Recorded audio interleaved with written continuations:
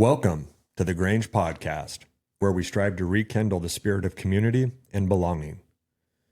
Our mission is simple yet profound: to foster transparent communication and share valuable information that brings us closer together. Join us as we explore stories, insights, and conversations with the intent of building a stronger, more connected community, one episode at a time. Today, my guest is Joe McBride. Joe is a husband, father, and general contractor in the Tri-County area. During our conversation, we explored Joe's journey in trade work that ultimately led him to becoming one of the premier builders in our community. We touched on Joe's early life and moving to Kettle Falls the summer before his junior year, the relationship he built with his high school shop teacher, the jobs he held during his high school years, and his journey through blue-collar work that took him on a path to finding a passion for carpentry. We also discuss work-life balance and the critical role mental health plays in finding true success. Joe has been a longtime friend and someone I have always admired and respected when it comes to working hard and being a man of your word. We shared many laughs throughout this episode and discussed many lessons learned during each of our journeys. This episode has the potential to provide a lot of good, real-world advice for high school students who are planning to pursue a career in trade work. If you know anyone who could benefit from the stories and experiences Joe and I share throughout this episode, please feel free to share this with them. If you want to stay in the loop and be informed when a new episode is available, click the subscribe button on whatever platform you are listening from. Anyone interested in coming on the podcast can reach out to the Grange podcast at gmail.com. Thanks for tuning in. Now, here's my conversation with Joe McBride.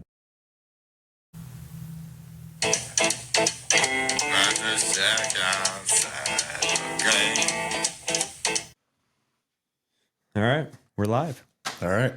The Grange podcast, episode 004 with Joe McBride. Joe, welcome. Well, it's good to see you. It's been a little while. Yeah. So I guess providing context for our listeners, Joe and I are cousins. And so if I can build the family tree real quick, my grandmother and Joe's grandfather were brother-sister. And so cousins, I'm going to say, been good buddies for a lot of years, a lot of good memories. Yes. And so Joe is a local business owner here in Stevens County. And so we're going to get into that in a minute, but maybe just for the listeners, give us a quick, who you are, where you grew up, kind of what you're doing, and then we'll dive into it. Okay. So I guess I was born in Colville in 86. We moved to Monroe, I believe, when I was 2, Monroe, Washington. And I was there till roughly about 16. And then we came back over here and I started my junior year in Kettle Falls. Okay. And graduated in 04. Gotcha. So I'd written down I was thinking of like my first memory of meeting you, and it was really weird. Do you remember the first time that we would have like crossed paths? If I recall right, it would have been when you guys came over, met us over in Monroe, and then we went to the coast, the Oregon coast. Yes. Yeah. Yes. And that's where we kicked it off. Didn't we come over in a motorhome? I believe so. Yes. I'm pretty sure that we were racing dirt bikes at the time, and Dad had bought a motorhome. Yep. And we drove that to Monroe, and then your whole family hopped in. Yep. And we took a week-long vacation. Yes. And I remember we're leaving Kettle, and Dad's like, "We're going to see your cousins." And we're like, what cousins? And I don't know if we'd had met before that, but I don't have any recollection. No, because I think I was around 12 or 13 when you guys showed up. And I remember we hopped on there, and I knew a little bit of Eric, but not really much of you or little Cam. And I remember when we got together. And we kicked it off, and that was one of the funnest. Of course, you met me in the era of when I was in my wrestling phase. Joe 316. Yeah, Stone Cold Joe. Oh man, and that was so much fun. I sure enjoy, and that's when we started building our relationship, was from there. Yeah, I think it's easy to say that. And the family joke for the last 20 years was the Griswold family vacation. Yes. And we literally were like Uncle Eddie rolling into your, I remember you guys had your house and the pasture, a little piece of property, and we all just roll out. And then there's you and your brothers. And we're just like, it was like we're instantly best friends. And we're doing wrestling moves on each other, like. Oh my goodness. That was. And that's always been the thing, was the Griswold family vacation. And man, that was an awesome week. And it was. Yeah. It was. That was a lot of fun, because when we spent time on the beach, because I never was really out there until you guys took us out. And then the kites and everything. That was just a lot of fun. Yeah.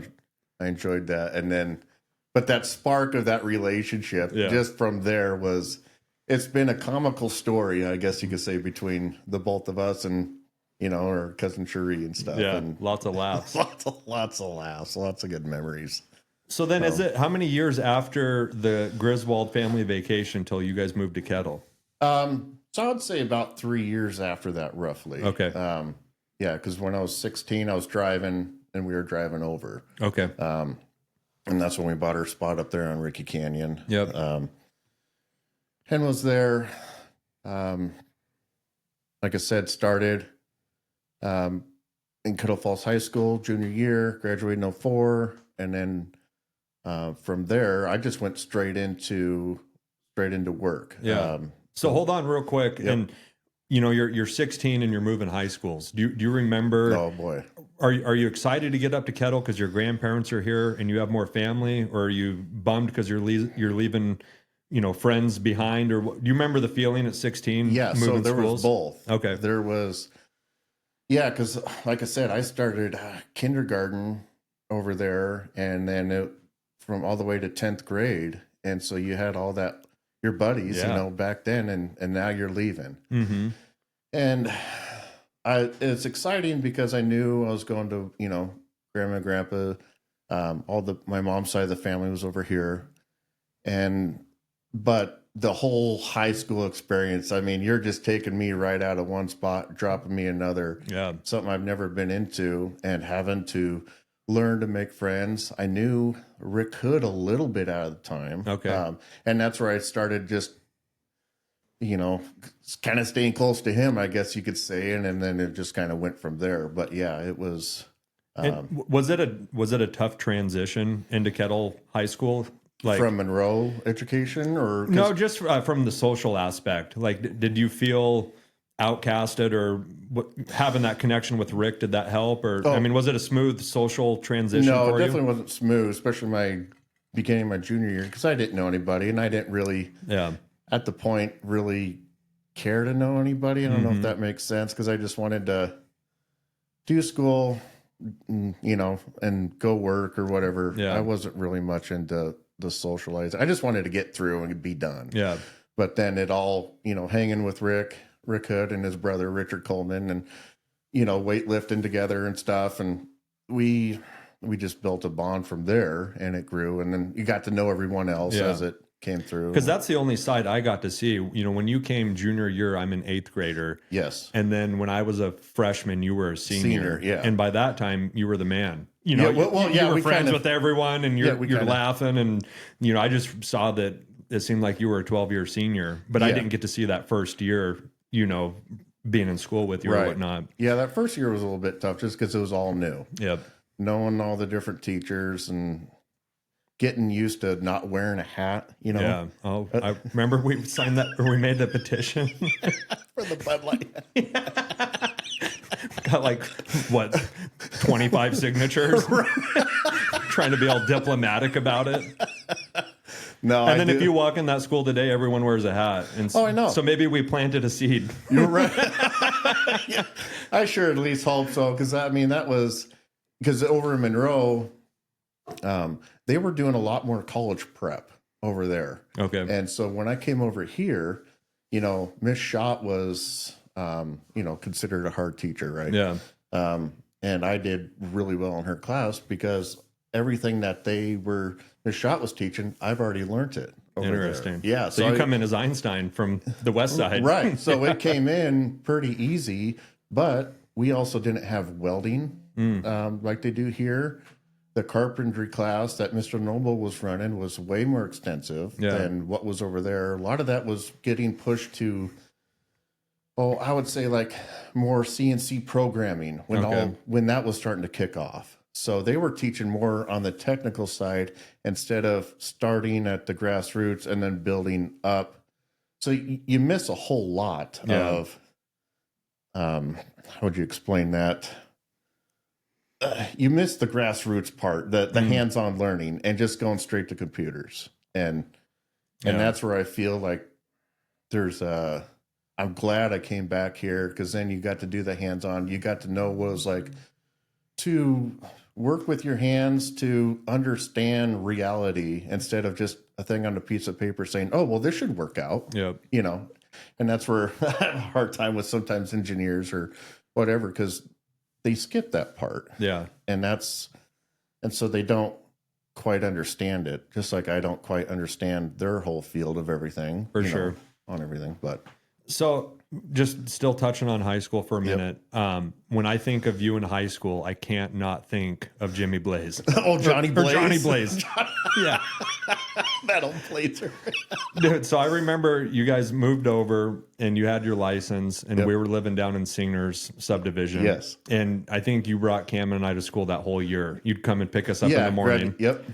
I think we may or may not have hit Exxon gas station before school for deli cheeseburgers and junk food.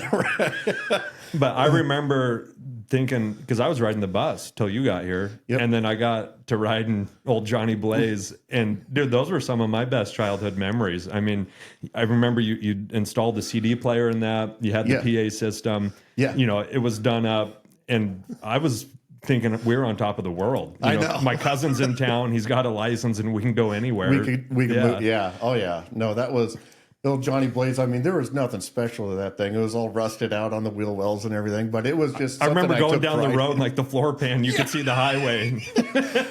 That's so funny because, I was telling Grandpa about it. I said, I could look right down in the road there as it's going by. And I remember Grandpa, he goes, well, he grabbed a sheet of aluminum and we kind of bent it in, and then we pop riveted it in and then put the carpet back over it, and good as new. And so what year was that? Was Johnny Blaze? It was a 1980. 1980. Yep, K5 Blazer. Yeah. With the 4-barrel carb. Yeah, with the old That was a big deal. It was one of those things that I remember my dad said he was going to pass down to me or give me once I graduated from driver's ed. And I was sitting there thinking, well, I sure like the thing, but it's not the greatest looking. And then I just started, cutting off as much rust as I could, repairing as much as I knew at that time. For sure. Yeah. And then working on it with my dad, restoring the motor, going through it, learning the mechanics of it. And then it turned into, I was very proud of it. And, anyone else would be like, geez, what a beater. What a beater. But for my first rig, and it was just, I had to get out in the wintertime and plug in to the battery, to the solenoid there, just to get the heater going in the middle. But I mean, it's times like that I think a guy appreciates. Oh, you look back and you're like, why in the hell?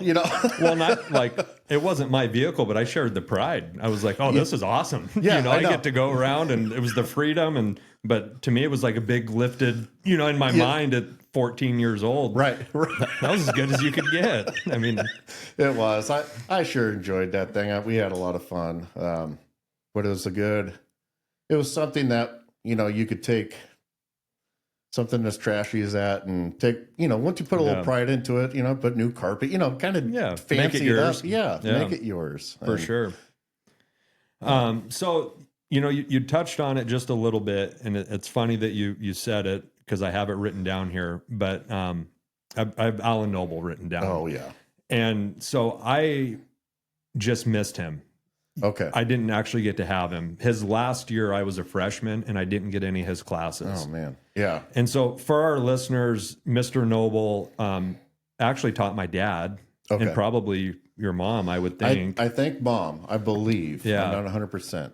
And I know that for my dad, Mr. Noble had a huge impact on him. Mm-hmm. You know, everyone that knows my dad knows that he was a little reckless in his younger years. And, Right. and I know that, you know, and I even remember later in life just the respect that my dad had for Mr. Noble. Mm-hmm. But as I was thinking about, you know, doing this conversation today, you and Mr. Noble had a pretty close relationship, didn't you? Yes. So you mind just kind of touching on that real quick? Yeah, he actually, I know we'll kind of bounce around here a little bit, but I was never one to really want to go to college. And Mr. Noble was teaching more of the grassroots kids. Okay. The kids that would go to, you know, Hearth and Home back in the day, to Boise, to our manufacturings around here. And that's who he catered to. And so once I kind of learned that from him, then I just kind of latched on, because the way that he could explain things to you, and it was just, he knew how to teach the grassroots kids. And it was just, to me, was an incredible time just having, it's hard to explain. Yeah. But he had a way of doing it. I mean, he caught me chewing one time in his class, and he goes over there and just pushes on my lip really hard. He goes, "What's that, McBride?" And I said, "I think you know what it is." He goes, "Well, go spit that out. Don't do it again." Okay. You know, So he treated you as a man. When you were a kid, it was a respect thing. Yes, Yeah. exactly. That's exactly what it was. And man, he had a way of teaching. And when I told him that I was very interested in carpentry, he goes, "Well, I got someone who might take you, or at least look into you." I'm like, oh, and so I was excited. So he took me down to Larry Lickfold's shop. Cool. And that's where that's a whole nother, that's a story in itself, of just being around all them older guys. Yeah, I think, and we'll get there for sure. But was Noble the teacher that maybe sparked your interest in having a career in carpentry? Yes, absolutely. Okay. He was also, there's kind of a full story that comes around with Mr. Noble. And that was, he taught me carpentry. And then I was years into it, and I was getting hay from him one day. And I said, "Oh, Noble, when are you going to let me?" Because he had a really steep roof and it had 4 layers of shingles on it and everything. Wow. And I said, "When are you going to let me re-roof that thing?" And he looks at me and goes, "You'll do it?" I said, "Yeah." And he shook my hand and he goes, "You're the man for it." Cool. And then a couple months later, I was able to do it all. And I had my SkyTrack, brought it over because he helped me and your dad as well purchase that thing and kind of push me in that direction. He had a way of pushing you in a direction that he's seen that I couldn't quite see the whole picture. Yeah. But he would help guide you that way. How cool was that to come full circle? It was from great. Being a 16-year-old kid in his class to then, taking pride in this skill that you've learned and developed, and then actually being able to go work on his house. And then do it for him. That's awesome. It was a full circle moment. And then it wasn't too long after that, he came up to my shop and we had a long conversation. He was plowing up some of my neighbors past where I live, and he just swung in my shop. And that's when, I don't know how much we want to touch base, but he had cancer, liver cancer then. But we had a long conversation and he left me with some great advice, and some of that I'm going to keep to myself. Yep. And then he ended up passing not too long after that, but it was just, he's a man who knew, I don't know how to explain it. He knew how to just, he just seen different qualities in different people. And probably saw the potential before you saw it in yourself. Oh, I guess that's what I'm trying to say. Yeah. Yep. And then to guide the, and then was able to water and fertilize that yes. indirectly, and then allow you to kind of grow it yourself. Yep. But he saw it. Yes. And, yeah. He's planted seen the that seed. ambition, he's seen the drive, and he just kind of pushed, that direction. And that's where, kind of kicked off from there. That's great. And I think that was one thing I was thinking about, was just how impactful some teachers can be Absolutely. on a kid. And to your point, you have to want to be impacted, right? Yes. Like, I'm sure that when you're in his class, you're taking pride in work. He's setting a bar, you're wanting to meet that.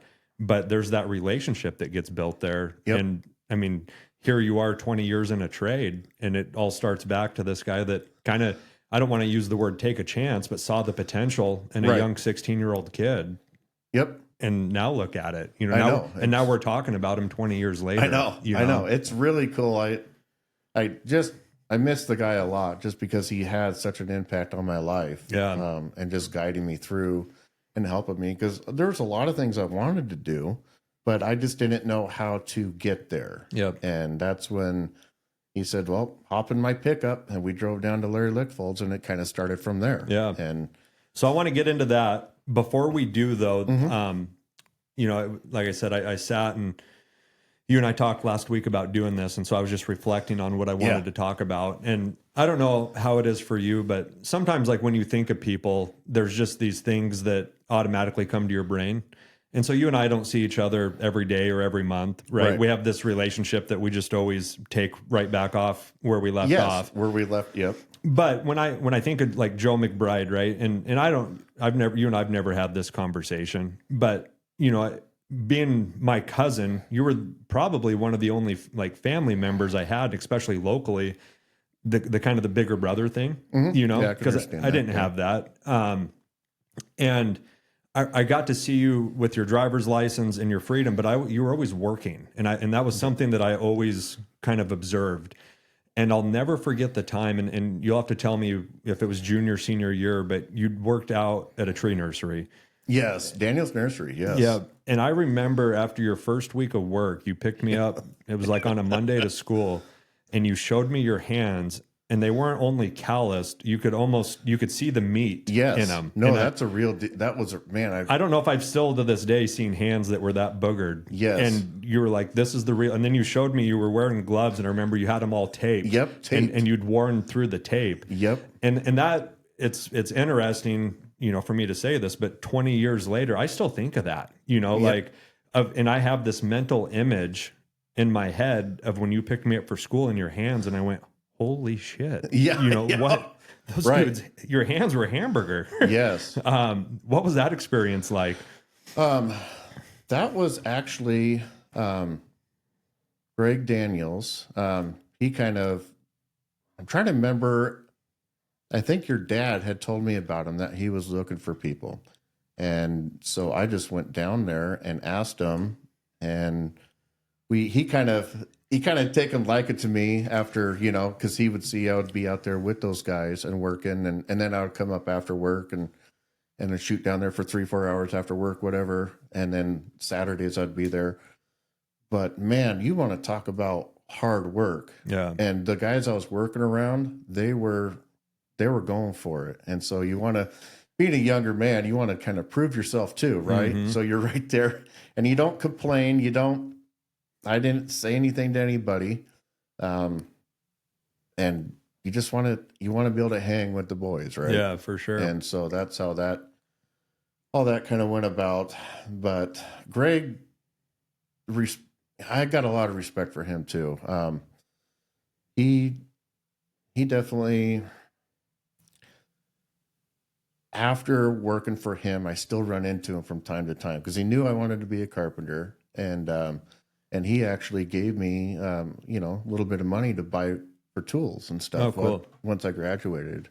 And I still don't forget that either. It was a good experience for the where I was at in life. Yep. And, Greg gave me a chance on that. And I sure, something I look back, I'm glad I did it. Yeah. Because if you don't, I don't know. It helps build that character in you, I guess. And, well, and I remember being a young man and just looking up to your work ethic, because you know, a lot of other kids in high school, it's not a time to work. It's kind of a screw off time. Yeah. And I remember you had time for fun, but work came first, always for you. Yeah, And I always, you know, that was, you were the first person kind of in my age group, and then definitely in family, where I was like, wow, you know, you work hard and you take a lot of pride in your work. And that's Right. always stuck with me. Yeah, and that's when in my junior year, I bought that deuce and a half when I was selling firewood. I have that written down. Yeah. The old deuce and a half. 1957 GMC. And I bought that, and I would go out in the woods and cut firewood. And then also, you know, our cousin Walter, I'd cut firewood with him. But I did about 20 cords a year and sold it. And but I'd store all that money to get me through winter to pay for all the gas to drive to school and my insurance. Yeah. And a little bit of fun money, but I tried to hold on to as much as I could. You know, every dollar I could make, I was fascinated. I just loved money, and I just wanted to I'd never like to give it away, you know. Well, you worked hard for it. Yeah, because you know what you went through, right? And so you don't want to just spend it on willy-nilly stuff and maybe a PA system or something, but for old Johnny Blaze. But, you know, I really enjoyed doing it. I never did really any of the sports. I really wanted to my senior year play football, but I was just locked into the work. That I don't know. I had more gratification out of that than I did on sports. For sure. And sports have a great structure for people. But I felt I was structured in a different way too. And I got that structure through just going out and doing work and learning. And, you know, everyone's a little bit different, right? But it's interesting to me, and I'm not in the loop, but I can't really recall the last time I saw a high school kid with a cord of wood in the back of his truck and a saw sticking out. Right, you know? right, and that was always the kind of go-to. It seemed like there was always, in each class, there was, you know, 2 to 5 firewood cutters, and those guys, that's how you guys made your money. Yeah, that's how we made our money. Yeah. No, absolutely. It's funny that you mentioned some of this stuff, because some of it I've kind of just, I wouldn't say forgotten, but it's not in the forefront of my mind because it's kind of in the past, but it helped build to where I guess you could say I am now. Yeah. So it's kind of fun to reflect on some of this stuff because it's been a while. For sure. So I in preparation of this, I found a couple quotes that I thought kind of mirrored you and your work ethic. And a few of them are actually from Mike Rowe, the guy that did Dirty Jobs on the Discovery Channel. Yeah. One of his quotes is, if you're trying to raise a son, it gives you a chance to say things like, chop your own wood, it will warm you twice. Yes. And then this other one, which I think is going to be a good transition to where we want to go next in the conversation. Stop looking for the right career and start looking for a job, any job. Forget about what you like. Focus on what's available. Get yourself hired. Show up early, stay late. Volunteer for the shit work. Become indispensable. You can always quit later and be no worse off than you are today. Yes. And when I read that, I was like, that's Joe. He's always just went and got a job, immersed himself in it, learned it. Yep. And show up early, stay late. Like, I just feel that you've used a very simple model and found out how to have success with that. So if we can touch now that you graduate 2004, what's your first job, and kind of walk me into how are you getting into the trades? Who are you working for, and how's that all play out? So I went down to Larry Lickfold's shop. He wasn't hiring at the time, but another gentleman, Chap Chong, started working for him for a little bit. And I did it enough to kind of learn the terminology and was intrigued by it. Carpentry work is not always the easiest. You know, you're out there in the hot sun, you're out there in the cold. But it was still something that challenged me, and I just wanted to do it. And I knew I had so much to learn. Yeah. And that I was greedy for the information. Okay. But then Chap really didn't work during the wintertime. So then I was hooked up with Larry Lickfold. And then I worked for Larry for a while, and you want to talk about a guy who's structured right there. I mean, I learned so much just by being a kid and after work, we would all sit around, and a lot of the older guys, Keith Miller, the Harvey Tripp, and there's a handful of them. And I would just shut up and I'd listen. And that's all you had to do. and there was great stories. There was great wisdom that was just poured out of those guys. And some of it was, you had to put the waiters on at times, and you could tell, but you could tell those times, right? But, and so I just loved just being able to do that.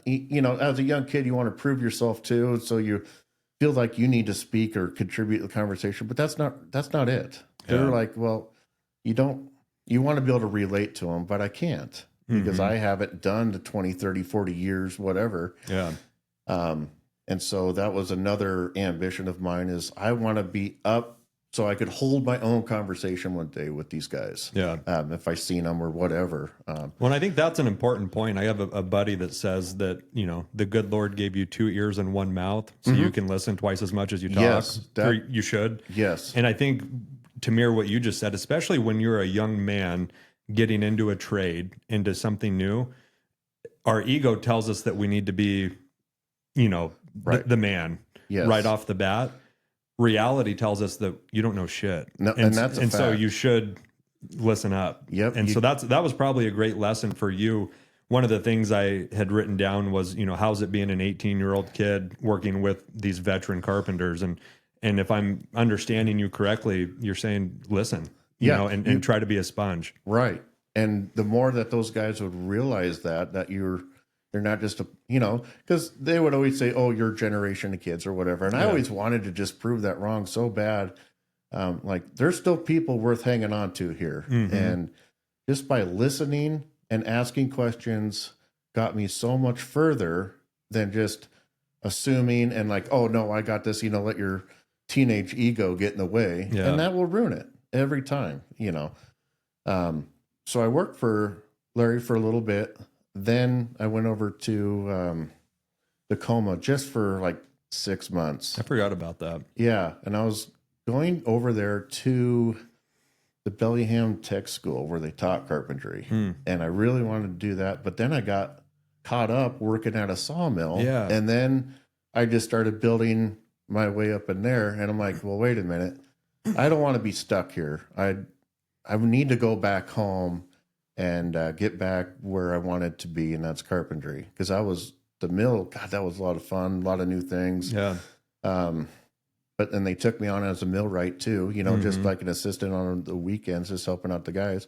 But they appreciate that I wouldn't just come in there and think I know it all. I would just come in there and listen and just watch patterns, how people reacted, or what tool can I, think a step ahead. Yeah. If you could think a step ahead and be on the ball with your, people appreciate that. They could see that you're listening, that you're paying attention. And so then that opens the door for teaching, I believe. So let me skip back to coming back home. I came back home and worked for Simon Abide for, I think, 2005 till 2022. Okay. So I worked for him for quite a while, and that's a story in itself too. But that's where the road got me back home and working for him, and then also with Cam and Chris over on the coast in Seattle doing the ships. For sure. So you did essentially one winter with Larry? Yes. Okay. Yeah, but he would still take me on, like if Simon was slow. Yep. I'd work for Larry. Jerry Lawrence was working for him at the time, so he had a few things happen, and so then it kind of worked out perfect where I just took a spot for a bit. By the time he was getting healed up, Simon was, it was a good trade-off. So I got to see a lot of different, but then also like what I learned from Larry, I took and brought it in on the Abide crew. Yeah. And because they didn't have a SkyTrack, they didn't have certain things, they were still kind of doing things a little bit Stone Age wise, I guess you could say. Yeah. So you're 19, 20 years old, and Yes. you've already had experience with, in this field, each contractor owner does things kind of their own way. Yes. And you've cherry picked 3 different methods, or been exposed to 3 Yes. different methods. And now you're starting to kind of use those ingredients to build your own. Right. I took a little bit from everybody, from Chap, from Larry, from Simon. Gary Lewis was another one who I temporarily worked for just a little bit. He asked me if I could help him. he was another contractor around here. He's not here anymore. But I worked for him for a little bit, but just being able to see all the different tricks out there, and you could kind of then weave it into your own. Yeah. And that's where I was able to kind of take off from it. So I never worked for Larry. I've known Larry my whole life. But one of the things that I learned from him was there was multiple times that we would borrow tools from Larry when we were doing a project. And Dad would say, hey, run over and ask Larry if we can use whatever it was. And the thing that always stuck out to me is when I walked in the shop, spotless. Yep. It was always clean. And I'd say, Larry, I need a concrete drill. And it was labeled on the shelf where it needed to be. It was clean. I mean, he always lent us his tools, no questions asked. What I learned from my dad on that was whenever we bring that tool back, you bring it back nicer than you found it. Yes, absolutely. And so if we went in and used one of his concrete bits, we went and bought a new one, right? Yep. And put it back in the box and then took it back. And that has always stuck out to me with Larry, with Keith Miller, you know, those kind of guys is I guess the blanket term would be organization, you know? And so I've tried to mimic some of that in my own business model of knowing where your stuff is and then pride and ownership, taking care of it. What, if you could choose one thing that stuck out to you in your time with Larry, what would it be? Oh, his organization, absolutely. Yeah. And his shop, when you walked in it, it was spotless. And that's something that I knew that I needed to incorporate for myself. Yep. Because without organization and discipline of keeping them clean, they're, you know, you're pissing money away. Yeah. You have no respect for your own stuff. For sure. And so that's what I've always done. I label my tools. I even put the date that I bought them just so I could look, oh shit, I've had this for quite a while. Yeah. You know?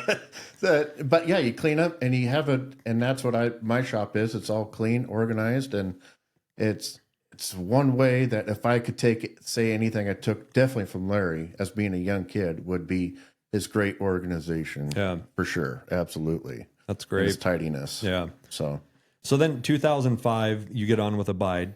And is that primarily in that time frame, new construction? Yes. Are you guys doing new construction at that point? Yep. You had a couple houses going at that time. And are you guys doing mostly custom homes versus, cookie cutter? Yeah. Yeah. No, they were, one of my very first job that I got on with them was Debbie Mentowski's house. I started working on their house with Simon, and that was all custom. And I was able to learn a lot from that. What was the steepest learning curve? Like, what was something that you were banging your head on, being a young guy, new on a crew, and doing these custom homes? What was something that you really hit your head on?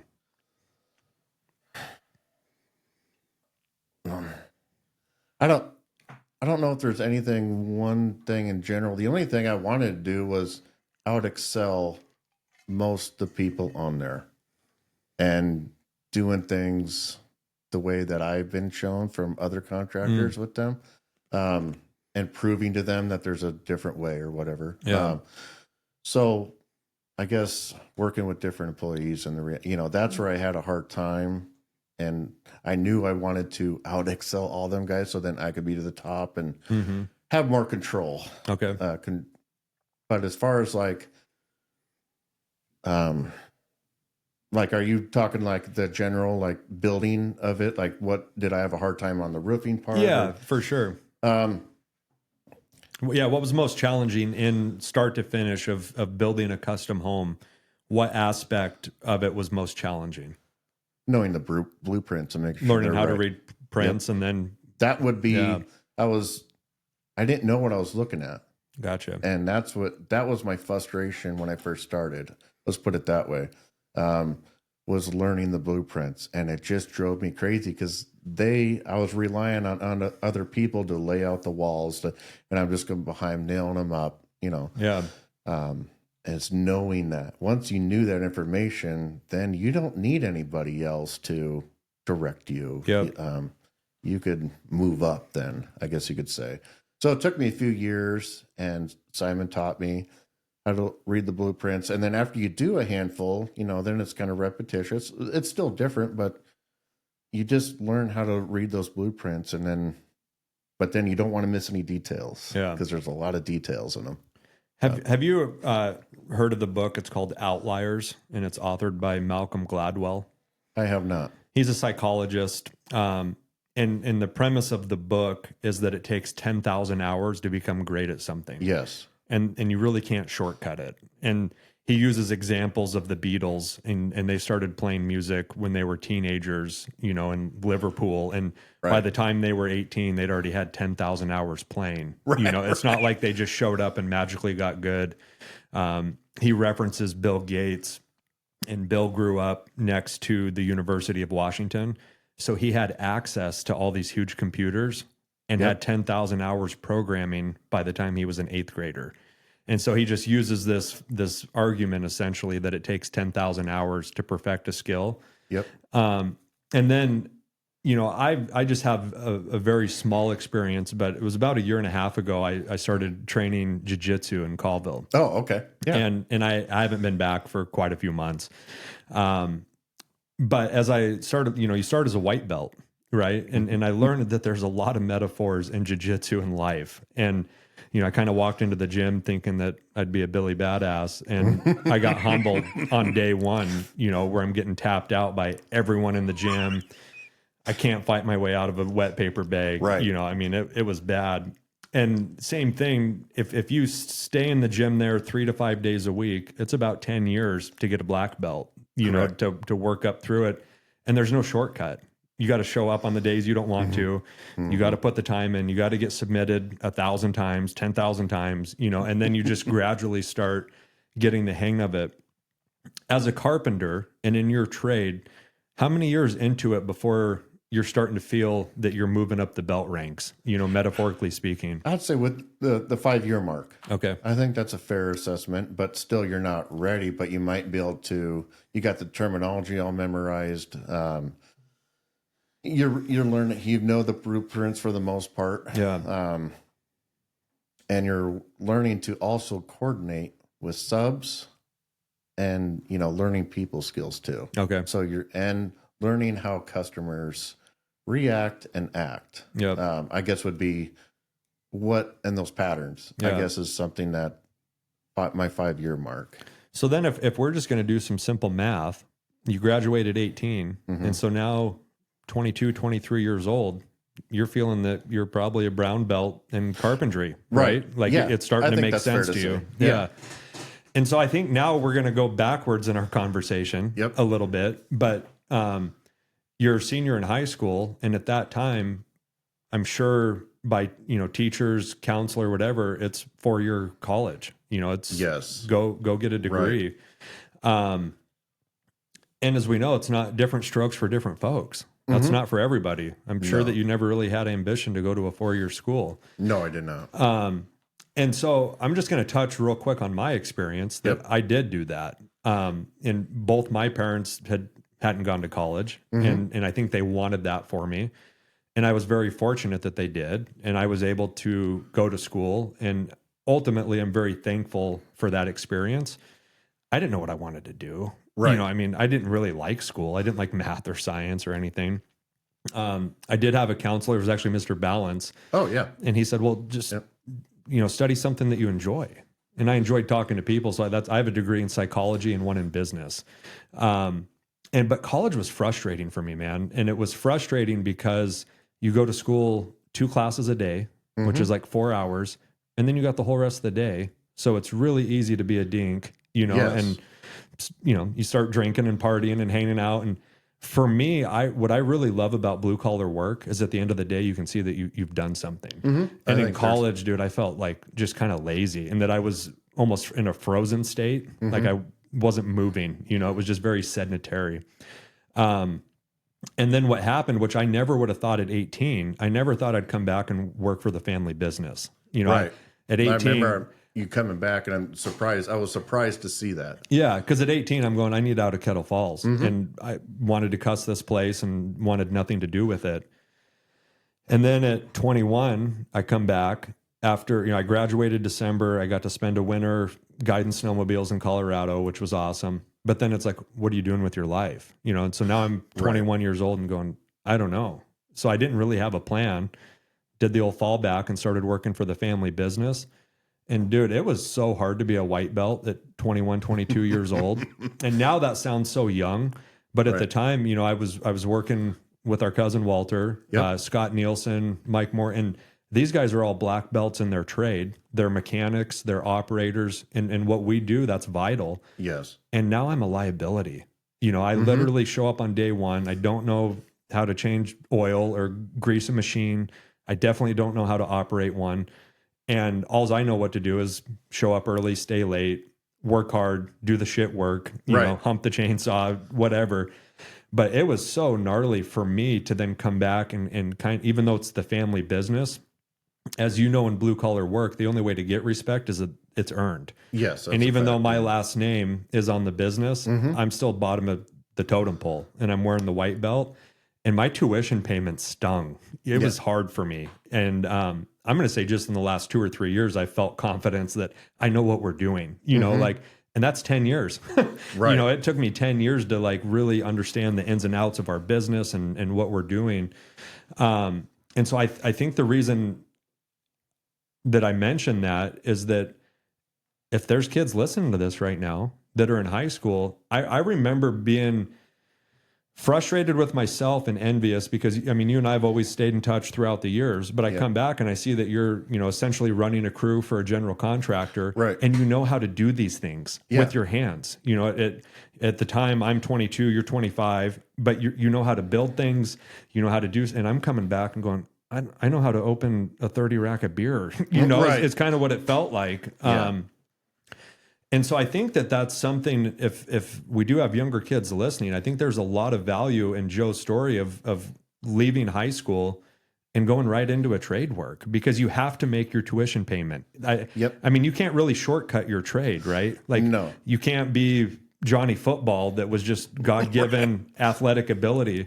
That doesn't matter building a house, does it? No. Like, you have to you're forged by fire. Yeah. No, absolutely. And I think it gives you a little bit, it gives me a jump start on life versus you where you're coming in late. Yeah. And there's nothing bad about that, but you know, what I have to say is, you know, in the 90s, colleges was pushed hard. I mean, hard.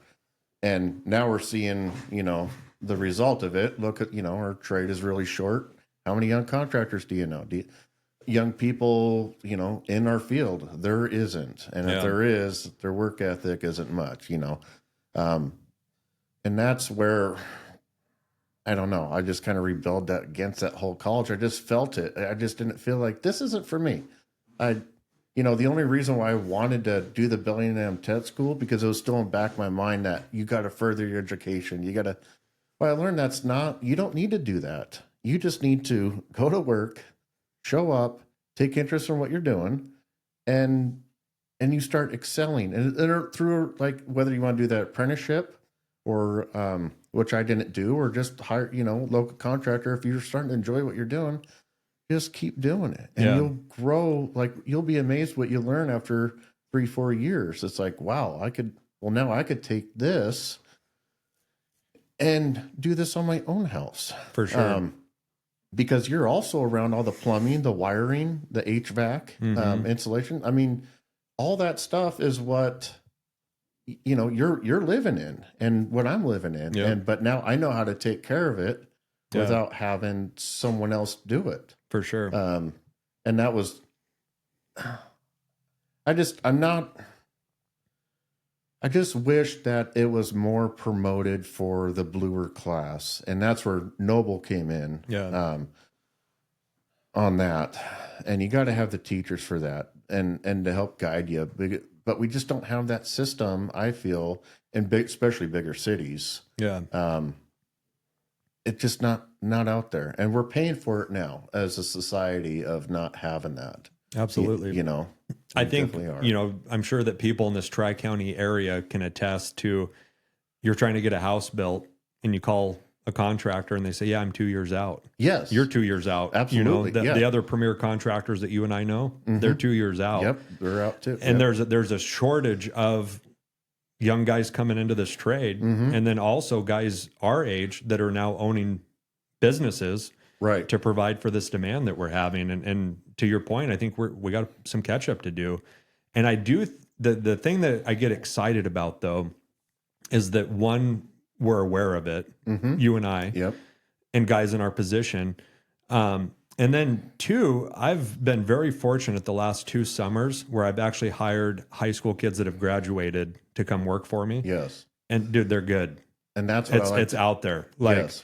you know, and I'm doing probably what Larry Lickfold did with Noble. I'm calling Gary Axtell and I'm saying, who's your shop stud?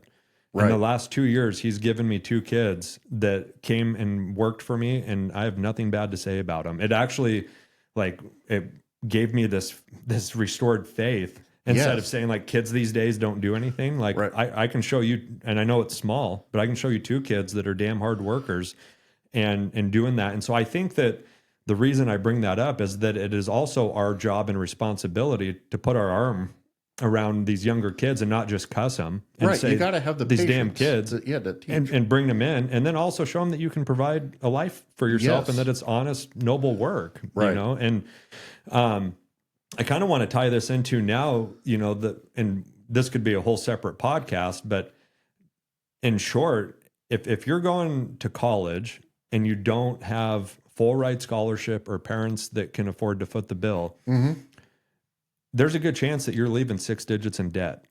Yes. And so, you know, you're in that $100,000 to $150,000 range, and then you enter the world and you're making 40 grand a year, and you're going to pay payments for the next 20 or 30 years. Right. And then at some point you want to get married, and when you get married, you want to have a house. So go ahead and throw a mortgage on top of your student loans. And then you want to have kids. Well, go ahead and throw a vehicle payment on top of mortgage, student loans. And then pretty soon you're a 25-year-old guy and you're buried, you know, and it's Now you're easy to stuck. do. Yeah. And so I think the thing with your path that stuck out is you went to work, the money that you're making, you're putting in your pocket, you're reinvesting in yourself, whether that's tools, whether that's vehicles, but also this piece of equipment. And so let's walk through that real quick. You bought a SkyTrack. Yes. And I'm going to just let you tell the story, but tell us how old you were, explain what a SkyTrack is, how you secured financing for that, and then how you were able to actually use that as an investment that paid you. So, yeah, so I was 20 years old. And the only reason why I even was able to seize this opportunity, one is the people around me. One was, and also the ambition, and because I wanted it really bad because I knew what it can do. Larry Lickfold had the Pettibone. Yep. So I seen what that thing can do. It's a rough terrain forklift, a telehandler. It's called a couple different things. But and Simon didn't have one, and it was an opportunity that I had seen. And so I just, mentioned to Simon a few times, and then I was like, I just got to do this. So then I did some talking with people, and because I wasn't for sure, it was $36,000 and 20 years old is what that was. And, that's playing through your mind, and you're like, do I really even want to go in debt? That's a huge chunk of change at that time in your life. Yeah, it was. It was huge. It is today. It still is, right. And so I was thinking, well, how can this work? So I just play out scenarios in my head, and then I'll talk to different people about it, older people anyways. And then, if it wasn't for your dad who helped me capture it, as far as the finance goes, and he put a collateral up for me, just to secure a loan, or else it would have been like an outrageous, I think it was like 10% at the time. Wow. And on 36,000, that's quite a bit. I did put 10 grand down that I had saved, but either way, that's still quite a bit of money. Yeah. And so your dad helped me with that. Business really intrigued me. He sat me down, ran me through crash course business 101. And then if I had questions for my B&O tax, how do I report this? I talked to him. And I also talked to Larry. I'd just run those older guys. They have so much knowledge. And it's and they're willing to teach it. Yeah.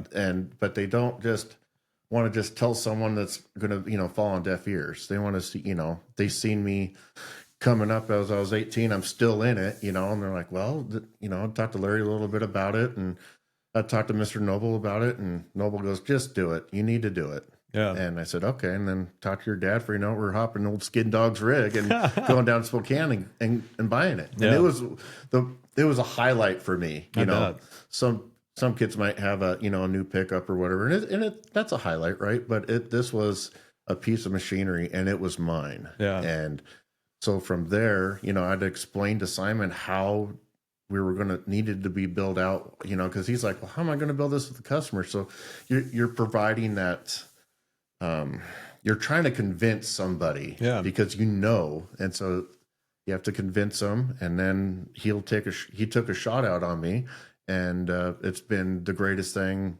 It worked out really well. One of the things is I didn't just piss my money away. I just made sure that every dollar that thing made me, everything was separate accounts. I made my monthly payments, but then I had it paid off in 4 years instead of 5. And then I still took all that money it would make. And then that's when I really hammered down on tools, and then just kept reinvesting with that money, because my other money and that's not coming out of your paycheck. No, that's all. I never spent one dime out of my own personal paycheck. That thing paid for itself. Yeah. And that was really cool to see. And, but when I was young, I just didn't know. Of course, I didn't have the experience. I couldn't.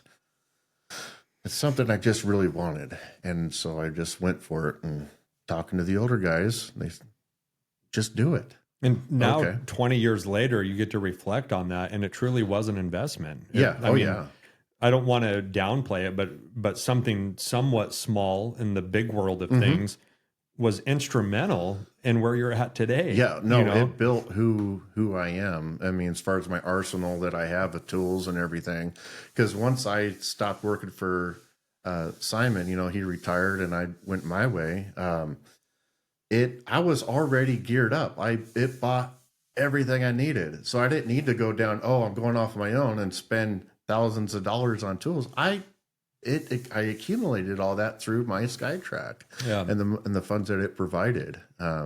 So that was a great feeling, and it's what you do with the money too. You can't just, I got an extra 500, and piss it away. You got to be responsible with it, and that's part of being a business owner too. And so there's a lesson there that you can pay now or pay later. Yes, right? That's a fact. And so I think it's important that we don't downplay that at 20 years old, it's way more intriguing for most to have the new pickup, dirt bike, snowmobile, boat, whatever it is. Right. And so you're being disciplined at a young age, not exactly sure how it's going to work out, but saying, hey, I'm going to make this up front. I'm going to pay now to then have quality of life later. Yes. And I feel that that's a great lesson that maybe doesn't get taught as much as it should. No. Is that you kind of have to choose your suck at some point. Right. And being at 20 and being super responsible and making this investment, and you had $10,000 at 20 years old, which is, who knows how hard you worked for that.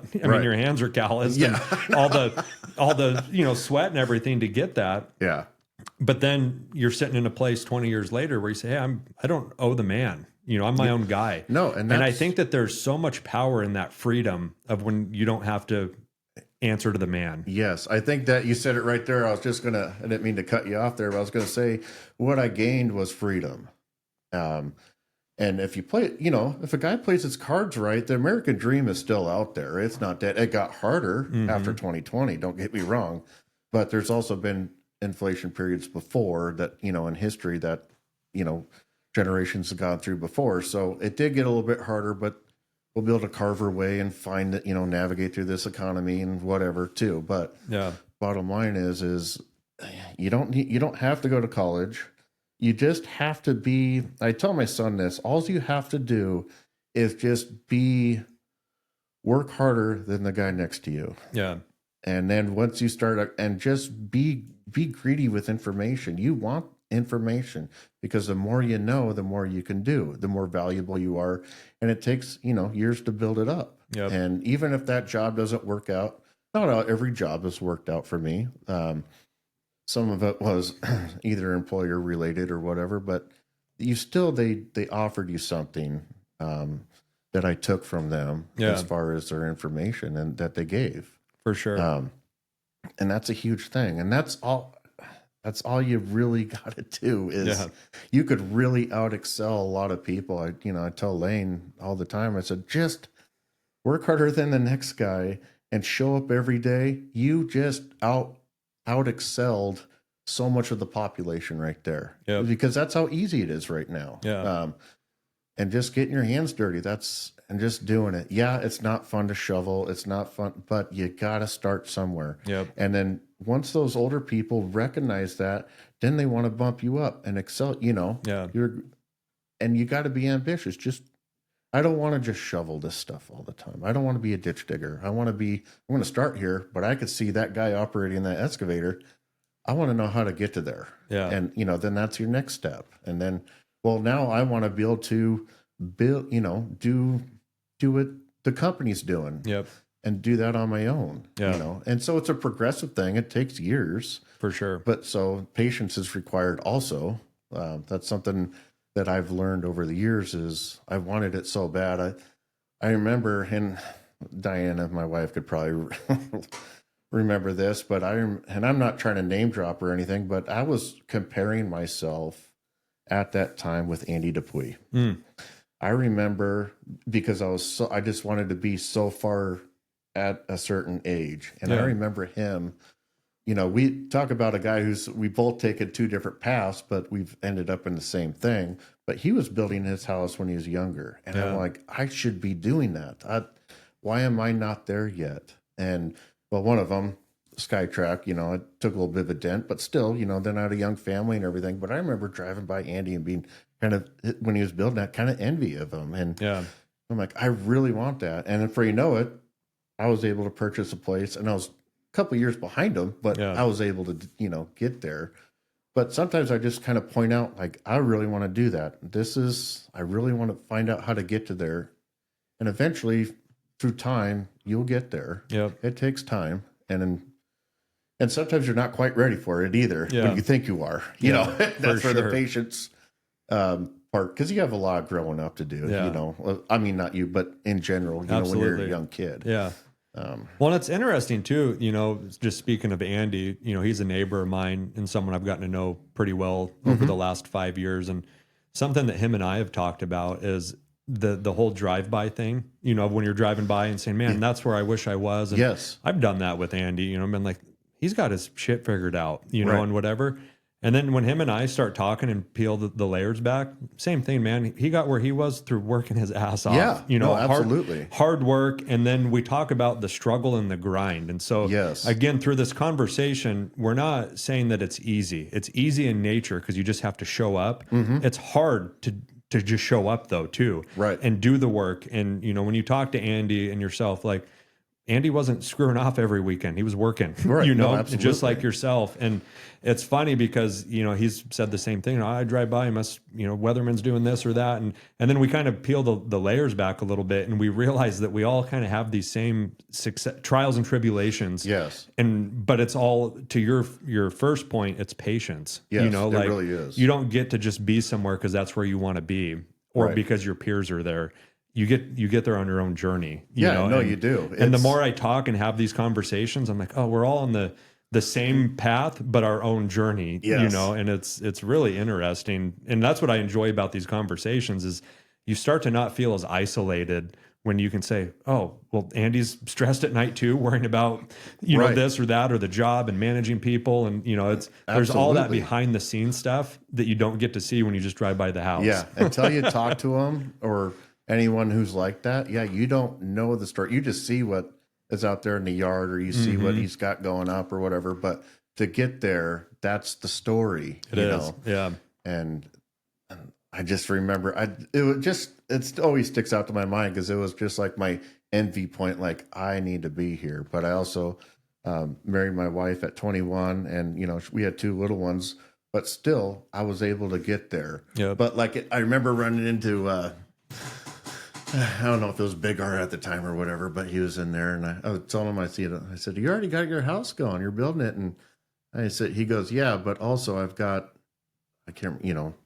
pay, that money was borrowed. He goes, I got to make sure I can make the payments now. Yeah. And I'm like, oh shit, I didn't think about that. That's a big burden. Right. Yeah. I got to make sure I'm locked into to work, and, and that's a struggle in itself too, you know? So some things that you may be envy of, there's a big story behind it, and it's worth, if you're really interested, just talking to find out how they even got there. Yeah. And like you've said earlier in the conversation, if you can build that capital with people, they want to tell the story. Yes. And usually it's not this secret, equation that no one else, it's locked up in a box. A lot of it is just hard work, show up. Yeah. But you can learn so much from other people. You just have to put yourself out there. Yes. And build that capital and say, yeah, it's not going on deaf ears. You know? Right. That's a thing. And you want to make yourself presentable in a way that people want to teach you. Yeah. Because that's the other battle is, like I'm finally at the point where I could teach, but having that patience to teach and slowing things down, and that's the other half. People have to be willing to teach and not just, like you said, yell or cuss. And if you want to have a good employee, you got to be able to teach and have that patience. Yeah. Patience was one of my hardest things, but I'm glad I took the time to do it, because it pays off, So then you said 22, the general that you're working for, Simon, retires. And is that when you officially go out on your own? So I got my my license early, just so I could get all the business aspect mastered and what to do and make sure filing all the taxes and everything. So Simon gave me that opportunity to do that. So I was like a sub then, but then, about, year 22, then that's when I went off on my own. And so how was that journey? From the beginning, was it hard to get off the ledge, or were you ready and it was a smooth transition, or how's the last couple of years been and wearing that hat? So it's actually been since I could do it, because there's always things that you pick up and you want to do it your way so bad. And so with that, I was able to just watch for many years and learn different customers, different personalities, how to work with different people, keeping your own stress level down. Mm-hmm. So I had years of that built up. So it actually flowed pretty easily. And we had this huge clientele where they wanted a shop built, so they were like, so I'd be like, well, Joe's getting ready to go off his own. I'm getting retired. So, get a hold of him. And then that's how it kind of kicked off from there. So I already had a whole bunch of work before me and Simon split. And so that's an interesting point to note is, at least in this area, you've never paid for advertising. You don't have Joe's Facebook page. No. When you're a quality contractor and you do good work, word of mouth is what sells your business. That's the only way to do it. You could advertise and all that stuff, but then you get to that point where people are calling and you're say, oh, I'm too busy. You know what I mean? Yeah. And I don't like any of that. It's just, that's where it gets a little bit tough at times. Yeah. Because I am a very small crew, and that's the way I like to keep it too, just because then I'm on the job every day. I'm still slamming out nails and, still building, still going through the different problems. And that's what I like. Yeah. Do you still enjoy the actual work of banging nails and doing that part of it? I think sometimes when people get into a trade and then become an owner operator, it can be a little taxing, but do you still have that same love and passion of, it's been freaking 20 degrees for the last week and a half. Right. But you still pumped to drive to work every morning? Yeah, don't get me wrong, there's still days, right? 100%. And with everything, but there's an excitement for me still, but I was able to incorporate still doing what Simon was able to do, but I'm still there every day working. Mm-hmm. So I was able to figure that, because that's a balance in itself. Yeah.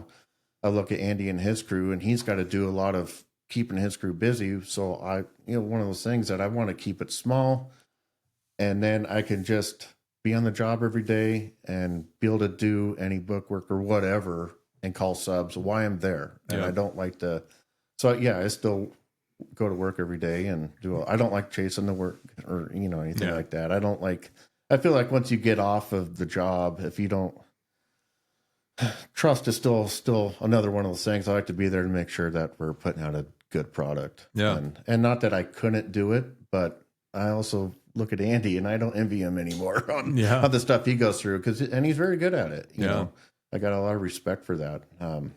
But I like to, it works for me where I'm at in this point in time of keeping things small. Yep. And plus, I'm still going to Seattle and working with Chris and Cam and doing that thing. But so it's hard to build big custom homes when you're getting pulled aside for a week at, once a week, a month. And customers get frustrated with it, understandably, right? So there's that balance that you had to find.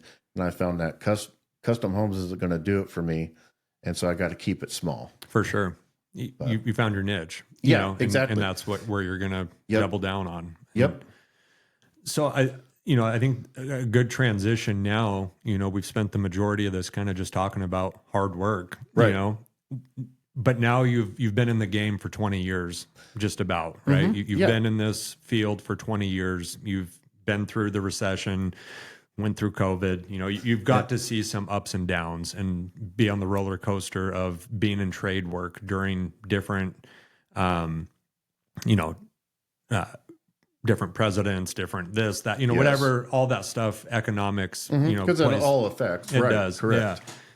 So 20 years in now, what's different than when you first came out? You're married, you're raising 3 kids. Mm-hmm.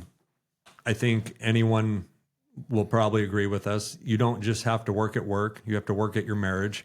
You have to work at being a parent. And sometimes, we've learned those things are actually more difficult because now you're kind of wearing your black belt in the trade, but you've never been a parent before. No. First time husband, first time dad. Yep. And what I've learned too is that the only way to learn is just to do it. And then you have to learn from mistakes and what's not working and whatever. But I think one thing that our generation is putting their thumb on is that you have to have balance. And absolutely. So we've spoken a lot of praise to these older guys that you and I really look up to. But if I could be critical now, one thing is I felt that we always kind of had this thing casted from them of like, you gotta work every hour of every day and, really put your back into it, and I think that it's important to note that burnout is real. It's very real. And that also has consequence downstream in family and personal life. Yep. And I think that our generation, and I'm not talking poorly about this older generation. I just think that that's evolution. We take the good, put that in our pocket and then say, okay, hey, maybe that wasn't as great, and let me improve on that. Maybe just touch on work-life balance, because you're running a business, you have these clients that you're showing up for, but then you're also showing up for your wife and your kids. And that's kind of a tough thing to balance. How's that journey been? Right. So that's a journey, another journey in itself. Thank God I got a great wife because she's helped me out a lot on finding that balance. Yeah. One of them, which is when you are running that hard and you are working hard, your mood reflects when you come home if you haven't put it aside. And learning to put that aside took me a long time because I'm still grinding the gears, still thinking like kids come up, oh, Dad, look at this. So stop. My mind's somewhere else right now. Yep. So being present in the moment was a struggle for mine. Also, I kind of got, I don't know how much personal we want to get here, but I'm fine with talking about it. But drinking, I think that's a blue collar, I think it's fair to say that blue collar is more acceptable for drinking. Absolutely. And I kind of got caught up into it. But I just knew that I still showed up to work every day. And then I started drinking too much. And then the family side was really suffering for it. Yeah.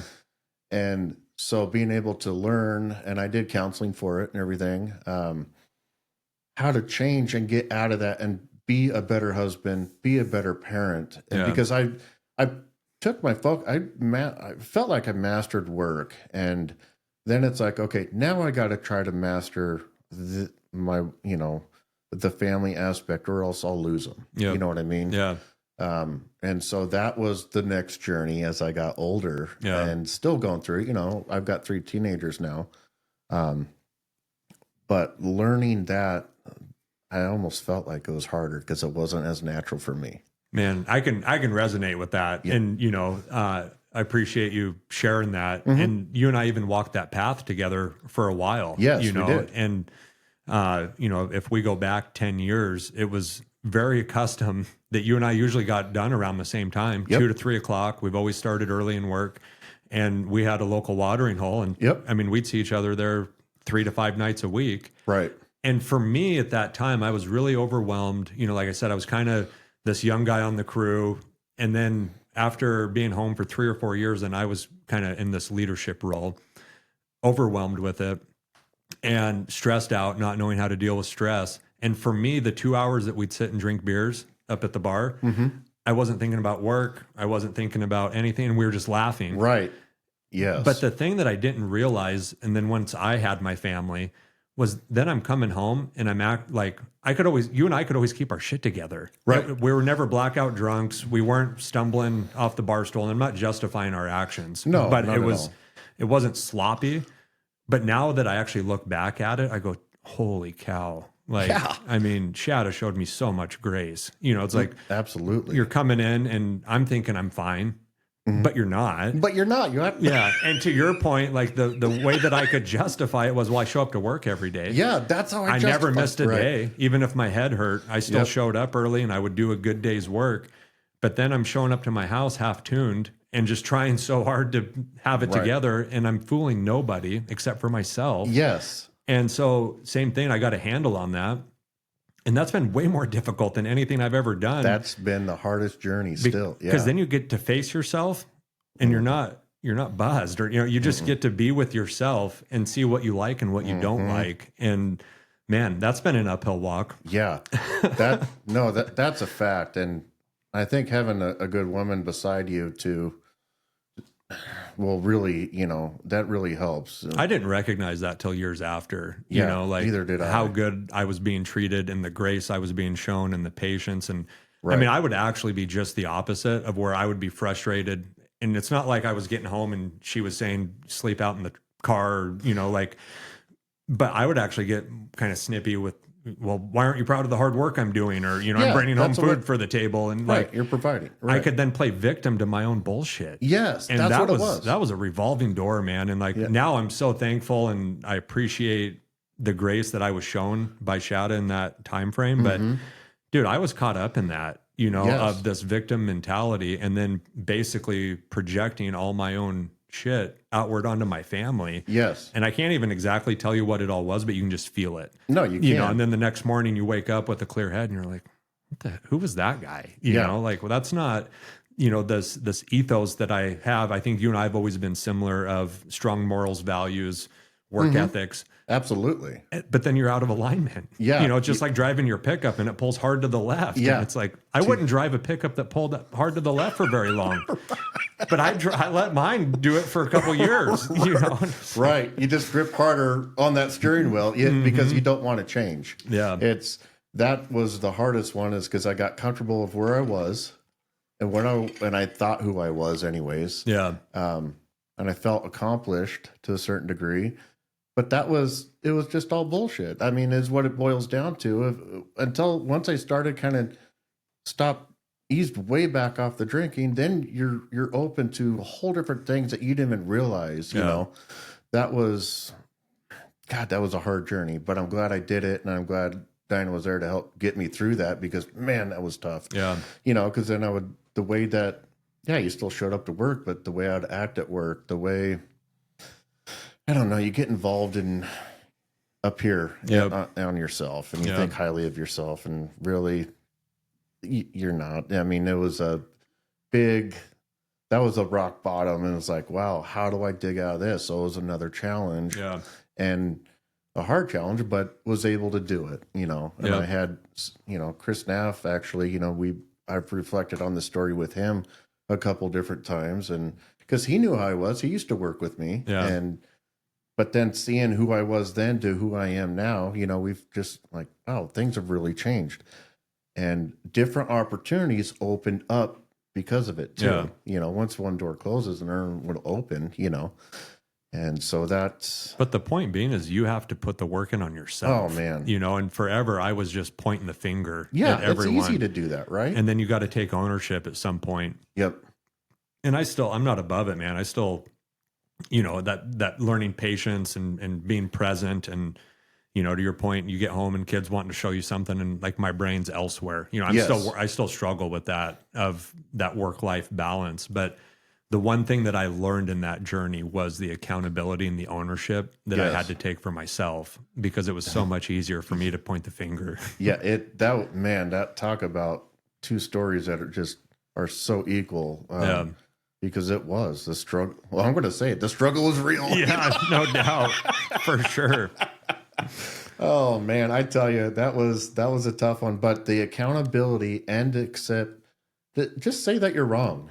Yeah. That's what you got to, I'm wrong and I need to change this. So now, how do you do that? You put your work ethic to something else that's different, but you grow emotionally then too, Yep, for sure. And you're a better person to be around, you're more level-headed. So if there's anything I can say is for a blue collar that's the one you got to be careful of. Yeah. Because there's this sense of acceptance too. You get done with work and it's beers. Yeah. And that's when you're talking about the day and your family. And it's really easy to get comfortable in that, and complacency kills. Yes. And it's very natural. And I'm also not talking shit on it. Like there's a time and a place, and I still like to go to the shop. I'm not drinking beers anymore, right. And I'm not saying that if you do that, you're a bad person. To each their own. Right. But you just want to be cognizant, if we're talking to younger guys or whatever, to just be heads up with that. It's a real thing. No, it is. And that's one of the things that I would like to say to the younger kids. If, in the blue collar world, it's, drinking you could get caught up in it pretty quick. But don't learn that balance as quick as you can. I know it's peer pressure too, can be a part of it. Sometimes it even starts in the high school where you're drinking in the bonfires, and then it just kind of trails on. But by God, I still worked, and that's how I justified it. I worked every day. I was great at what I did, at least, Yeah. And you go too far one way. I think one thing too that wasn't really taught, and that we're just learning with our generation of people. I was brought up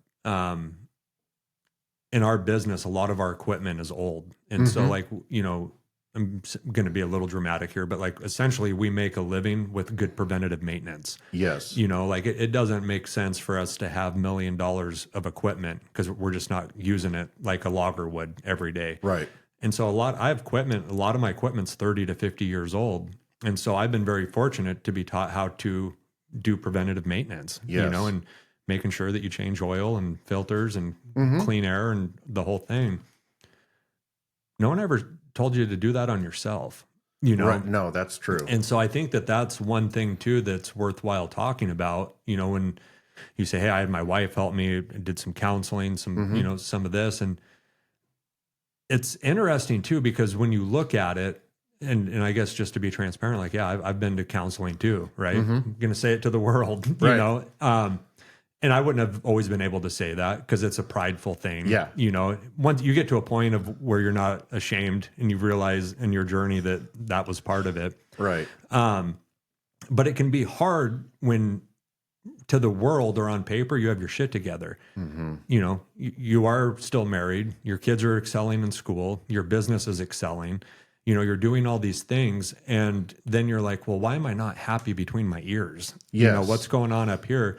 I have nothing to not be okay about. My life is great. And what I had to shift my mindset on that of even if you went out and bought a new pickup, if you didn't change the oil all year and put 20,000 miles on it, it's, you're taking life off of it. Right. Absolutely. You're wearing your components down by not changing that oil. And I think that that's another good thing that is starting to now come out is you got to change the oil on yourself, metaphorically speaking. Right. And it doesn't mean that you have to have something traumatic happen to you, right? No. Life's hard.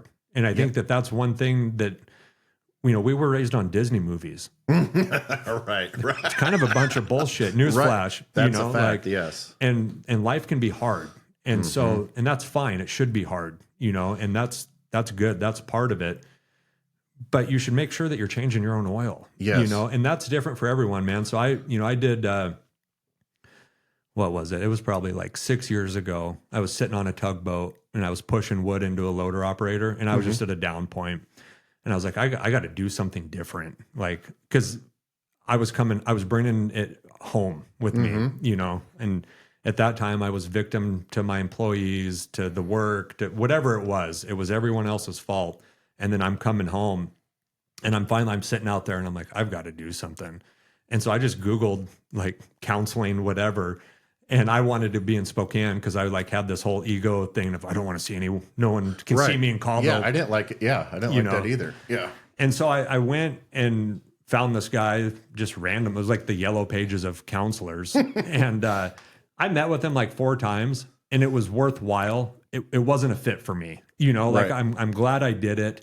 I honestly was going there for him to have the answers. I needed just the quick fix me thing. Yes. And I was still thinking it was the world that was messed up, not myself. Right.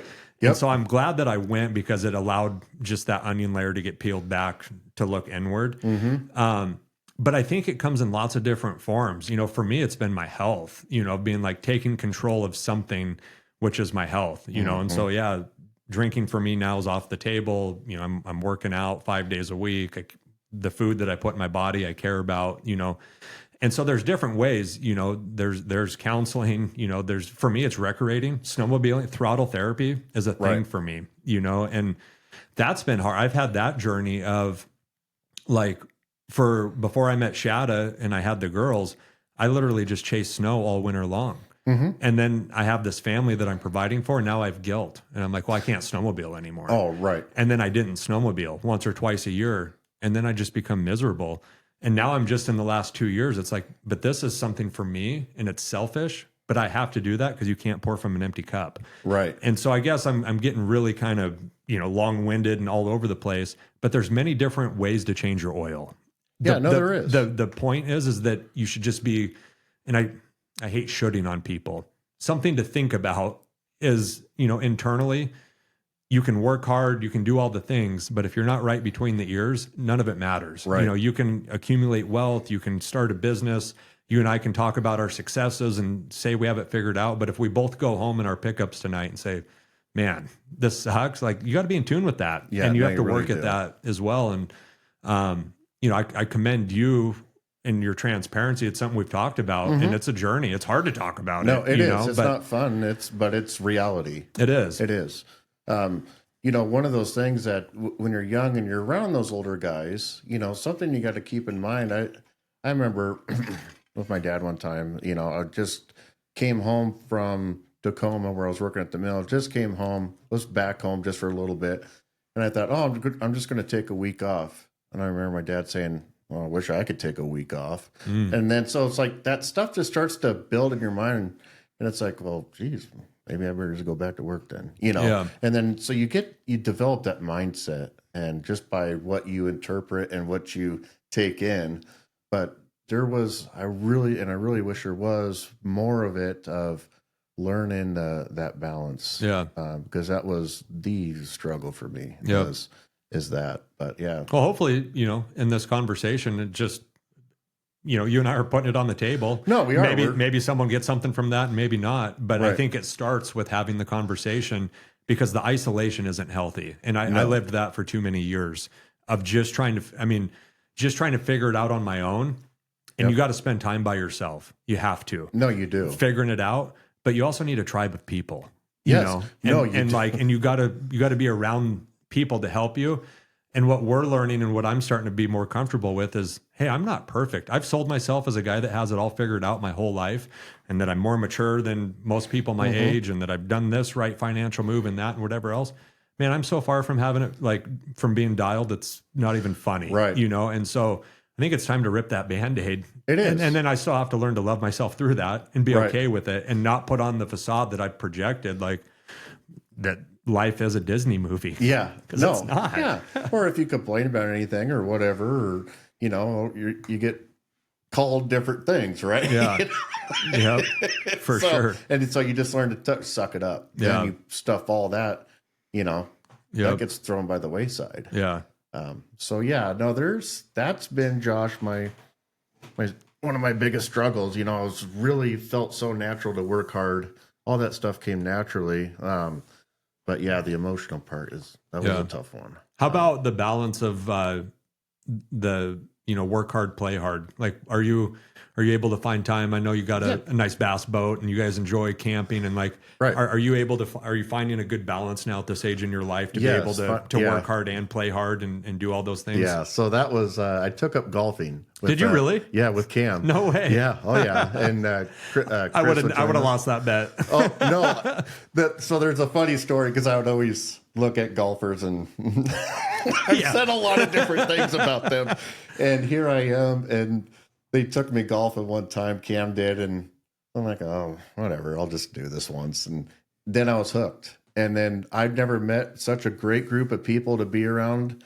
It opened up a whole different door for me. And it was just, that's kind of like a good outlet. You know, if I'm a little bit more stressful day or whatever, go hit a bucket of range balls and go home, you know, and then instead of at the bar or whatever, or Cam would call me up and, hey, let's go golf. Yeah. Or I'm calling him, whatever. But still, I took up golfing as to replace different bad habits that I had, and not knowing that I would be this. You know, a lot of people laugh because they don't expect it from me, and I didn't expect it from myself. Yeah, but it's something that it was that challenge again, you know. And can you get golf shoes and steel toe? No, I've looked, but does Snap On make a driver? Oh God, there's a guy that works for us, Melky, and he just thought, you're golfing. You know, I went out there with jeans and I had my boots and, you know, stuff like that. And he's got more of the formal attire. He's been doing it for a long time. And, you know, he probably thought I was a laughing stock. But I wanted him to take me serious. I'm like, I'm actually being serious about this, you know. And,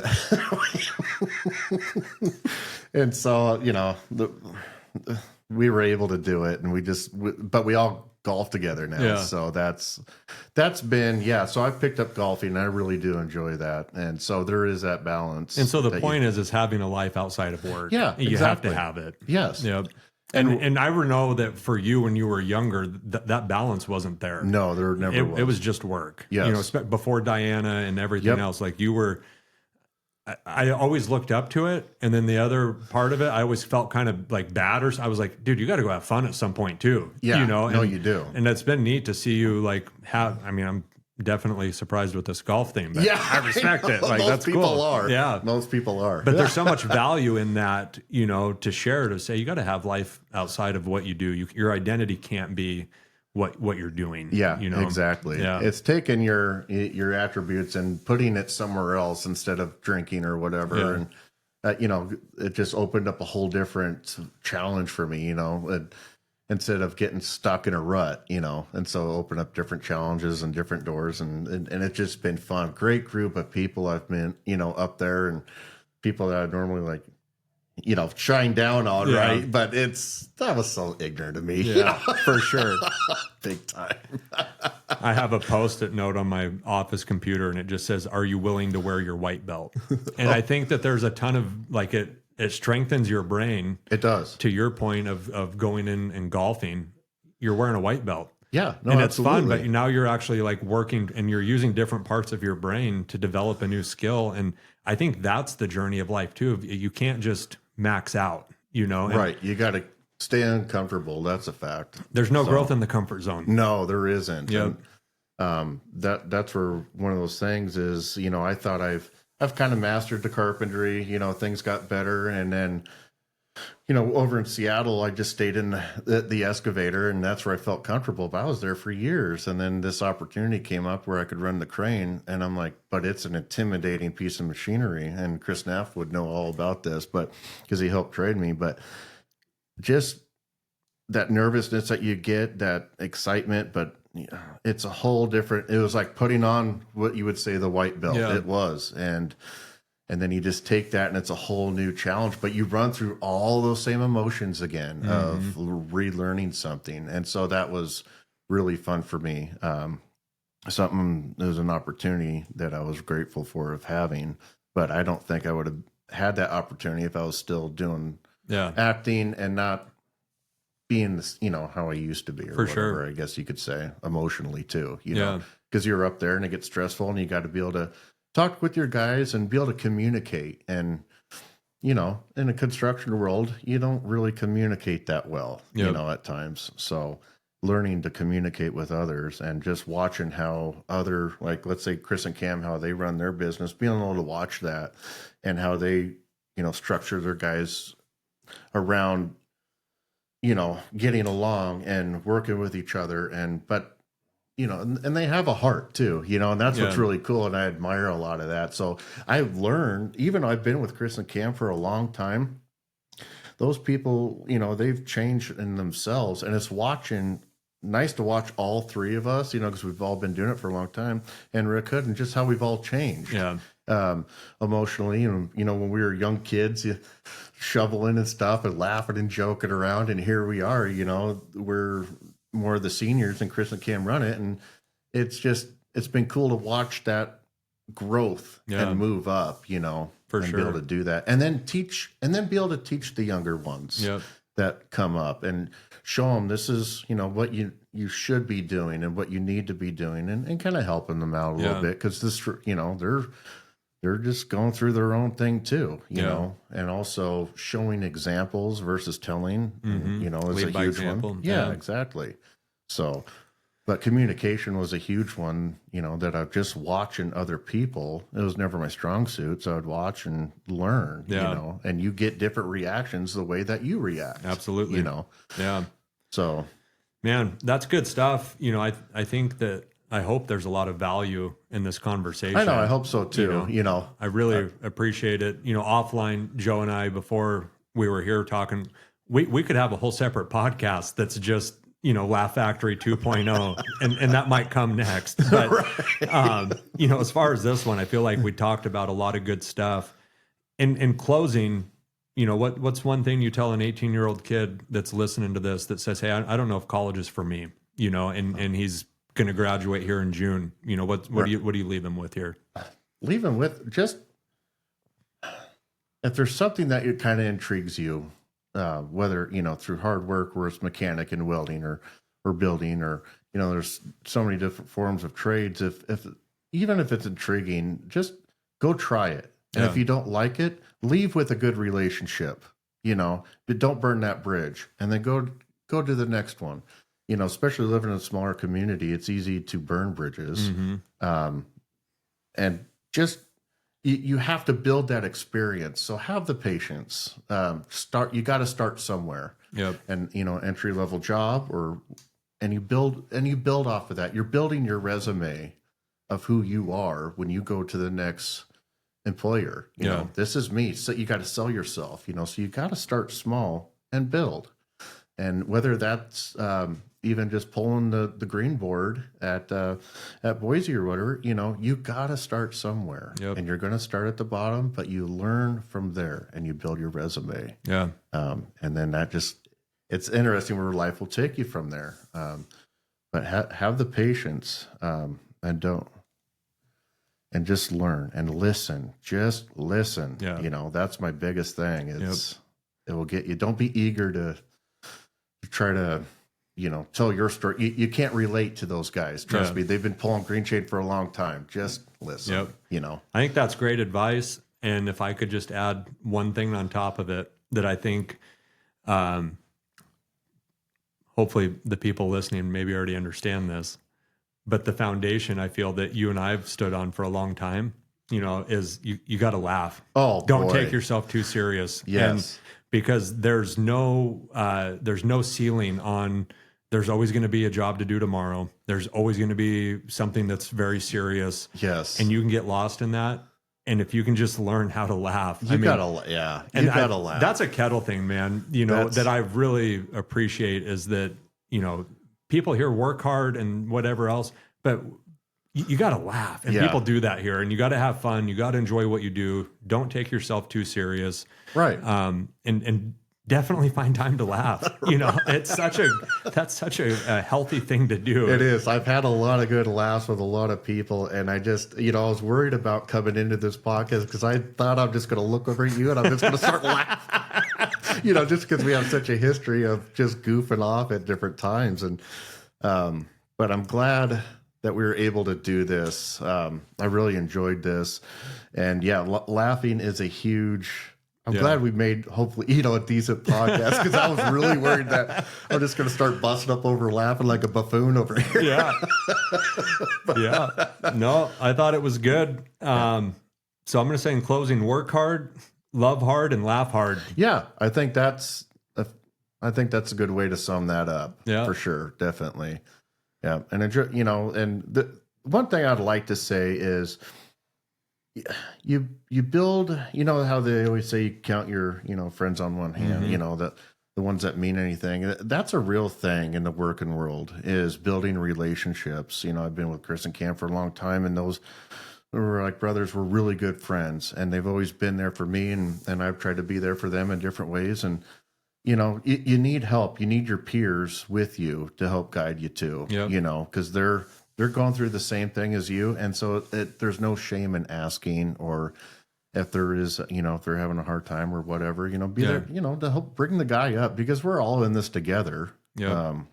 And so it's nice to have I've been fortunate to have a really good friend base, and something that I would like to promote is, surround yourself with good people. Yeah. Relationships are paramount. Yes. And oh man. it's so important. I think that's a great thing to add. Yes. No, definitely.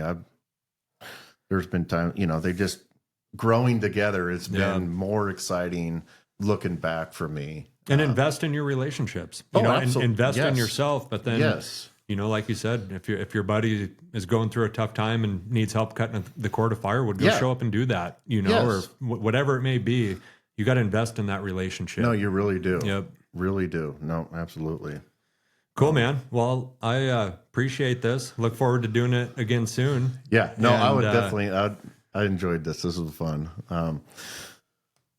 But other than that, I don't have a whole lot. Yeah. Well, I think we can wrap it up. My last thing that I'll say is, by chance, we do reach out over some point to some younger kids. Joe and I definitely. Yeah. You got our ears. If you guys are curious about getting into trade work, doing blue collar stuff, I'm more versed in, the mechanic operator side of things. Joe's a carpenter.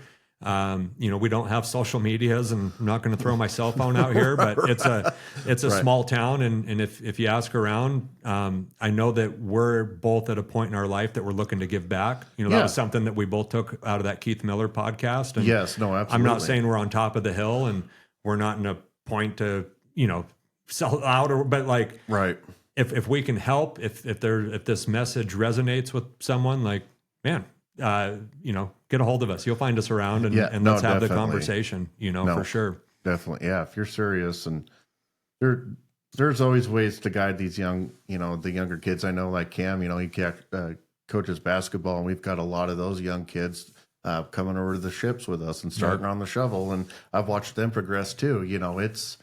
It's a real thing. And a lot of us like to see that growth, from younger kids. Now it's cool to watch finally, being there not that long ago, and for sure coming up through it. It's nice to see success stories. I love a good success story. I'm a big fan of it, but well, that's great, man. Well, again, thank you for coming on. Always looked up to your work ethic, proud and honored to have you on the family tree. And well, same here. And your old man, he's helped me a lot in life too. And it's been very fortunate to be able to grow, the way that we have. It's really cool. And like, our cousin Cherie, and seeing that stuff. It's good stuff. It's nice to see. So. Yeah, Cherie, if you're listening, you're coming on, and I'm getting another microphone. It needs to happen. We got to give the people what they want. Yeah. All right, we're out.